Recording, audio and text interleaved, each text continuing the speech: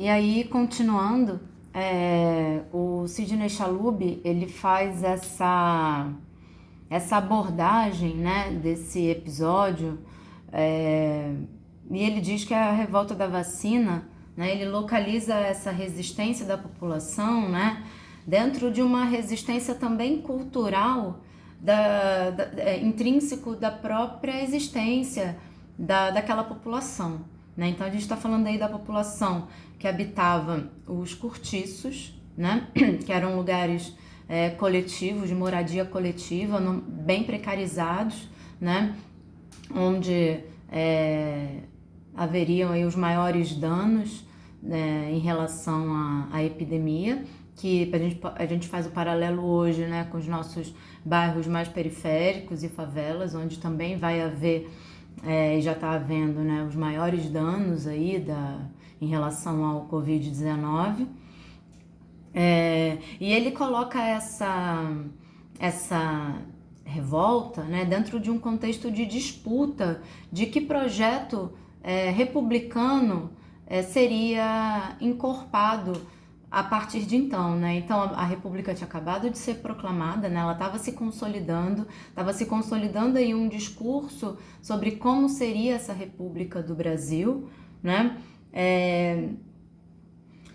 E esses ataques, né? Essa imposição da vacina, esse episódio, ele sugere que a gente veja ele, analise ele, não através do simples vacinar, né? Mas como que esse projeto era também um projeto ordenador, né? Um projeto civilizatório. Um ataque aí às classes populares, né? A gente está falando aí de um contexto pós-abolição, imediato pós-abolição. A abolição tinha sido proclamada 1 ano antes da proclamação da República, em 1888. Então a gente tem aí a maior parte da população dos cortiços eram afro-brasileiros, afrodescendentes, né? Que no pós-abolição não tiveram também uma inserção na sociedade de forma, né, igualitária e justa. Eles, pelo contrário, né, continuaram à margem, e todos os discursos que foram usados, né, para a escravização, né, o discurso da eugenia, do darwinismo social, né, o racismo científico do século XIX, estava ali presente também no pós-abolição, né? Então, a gente está falando, né, de uma ideia de um continuismo, né, das práticas aí coloniais, né? Bom, e então esse sentimento de negação, né? O autor, ele fala também que nessa disputa de civilização, de projeto político, né, estava em jogo também como que a cura para a doença seria estabelecida. Isso porque um dos grupos que compuseram aí a resistência à vacinação foi o candomblé, né? E então ele fala bastante sobre essa questão da visão da cura para o candomblé, né? Então ele fala que a doença, ela é contagiosa, né? No conhecimento médico, ele fala assim, uma doença tida e havida por contagiosa no conhecimento médico do século passado esteve também no centro das lutas sociais em torno da interpretação das doenças e das práticas de cura, né? Então, a gente está vendo aí como que também por detrás disso tudo havia uma disputa aí do que seria legitimado como sabedoria, né? E como construção dessa república. E aí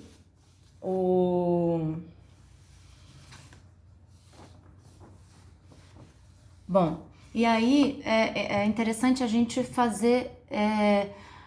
Eu queria trazer aqui também a perspectiva de uma filósofa chamada Sueli Carneiro, né? Ela é uma mulher negra militante do movimento negro, e ela fala ela usa um conceito que é o conceito do epistemicídio, né? Como eu estava dizendo antes, a gente sabe no Brasil qual é a cor das pessoas que mais morrem e onde elas estão, né, no espaço.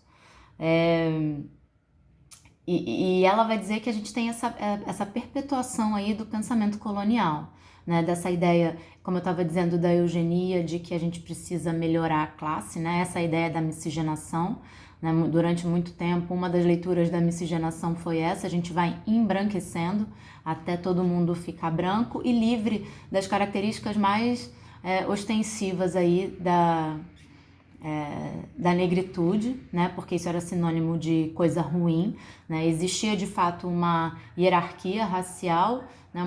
Uma falsa ideia de superioridade e inferioridade racial. Isso foi abolido da ciência, né? Vamos dizer aí, a ciência do século XIX não é mais a mesma ciência de hoje.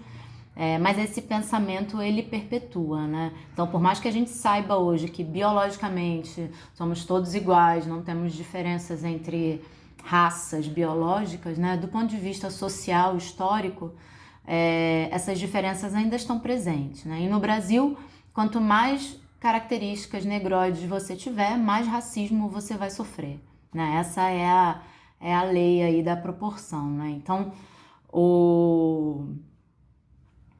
a Sueli Carneiro, né, ela traz essa questão que a gente ainda estabelece esses acordos, né, lá de trás, nos termos de exclusão e de subalternização do negro, né, e da sua sabedoria e do seu conhecimento, da sua cultura, né. E aí, gente, eu queria terminar, para não me alongar muito, né, para a gente refletir nessa questão toda, né, nesse período atual, né, porque a gente, como eu estava dizendo, né, a gente precisa fazer esse recorte humano junto com as outras áreas para a gente entender como que se dão as relações aqui no nosso país, né, e como essa doença vai atacar também determinados lugares, né. A gente tem um governo aí que não está atuando, né, em benefício da população, a gente sabe disso, né. O genocídio da população negra nunca deixou de existir, na verdade, no Brasil, em momento nenhum, né, mas agora está tudo isso escancarado, né. E é importante, né, a gente falar valorizar, né, os movimentos sociais, né, que estão organizados e lutando aí para que a renda básica seja feita, né, o auxílio emergencial a quem está desempregado, a quem está no emprego informal, né, a entrega de cestas, enfim, né, os movimentos estão articulados pensando nisso, né, e a gente tem que analisar também como que a nossa educação ela interfere nisso também, né, porque pensar criticamente sobre essa epidemia, né, não é mimimi, né, é necessário. A gente precisa ver e valorizar e correr atrás, né, dessa missão educacional que a gente tem no nosso país. A gente está vivendo um déficit, né, educacional que dificulta as pessoas terem acesso à informação verdadeira, né, à informação de qualidade. E isso a gente vê que falta o pensamento crítico, né? A gente tem aí acaba que não tem uma profundidade aí da reflexão, porque falta essa prática, né? Então, valorizar isso, valorizar as ciências, né? Eu acho que a gente tem que olhar para trás, para os nossos ancestrais também, e buscar uma sabedoria ancestral aí de como passar por isso, né?